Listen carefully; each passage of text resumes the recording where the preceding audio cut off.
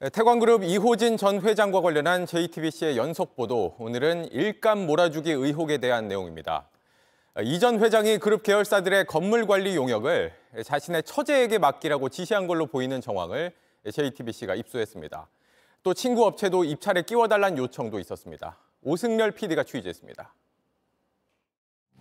지난 2022년 3월 이호진 전 태광그룹 회장이 당시 그룹 총괄 A 전 대표에게 보낸 메시지입니다. 그룹 건물관리 업체를 바꾸라면서 자신의 처제에게 용역을 주라고 콕 찍어 말합니다. 처제 신모 씨의 회사는 이미 흥국생명, 태광산업 등 이 그룹의 계열사 건물 수십 곳을 관리해오고 있었습니다. 이 전 회장은 이어 같은 해 6월에는 건물 관리 중 일부를 직영으로 돌리겠다고 하자 그러지 말고 외주에 맡기라고도 지시합니다. 이 업무들 대부분도 결국 처제 신 씨의 회사에게 돌아갔습니다. 이후 신 씨 회사가 태광그룹에서 따낸 용역 규모는 연간 100억 원대로 추정됩니다. 앞서 같은 해 2월에도 이 전 회장은 처제 일로 A 전 대표에게 화를 내기도 했습니다. 신 씨가 청소 계약 해지를 당한 걸 놓고 하소연하는 문자를 보내오자 그걸 그대로 전달한 뒤 처제를 누가 왜 건드렸느냐, 실수냐, 고의냐 따진 겁니다.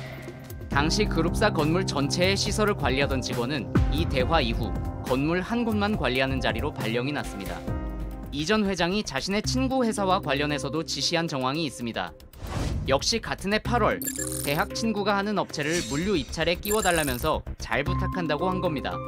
이 업체는 결국 계약을 따냈습니다.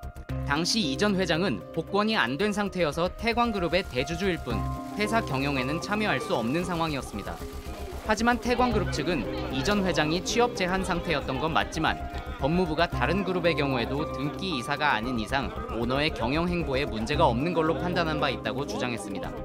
또 처제 신 씨 업체의 용역을 몰아줬다는 의혹에 대해선 이 전 회장의 요청과는 달리 최저가 낙찰 방식으로 진행됐다며 올해의 경우 신 씨 업체가 입찰에 탈락했다고 해명했습니다. 친구 업체와 관련해서도 오히려 당시 A 대표가 자신의 지인 회사들의 일감을 몰아주고 있어 이를 제지하려 한 것이란 입장입니다. 이런 가운데 야당은 오늘 이 전 회장에 대한 엄정한 수사를 촉구했습니다.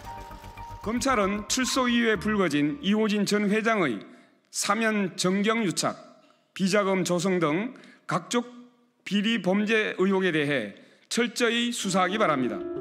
JTBC 오승열입니다. JTBC 뉴스를 시청해주신 여러분 고맙습니다. 저희는 저녁 6시 50분 뉴스룸에서 뵙겠습니다.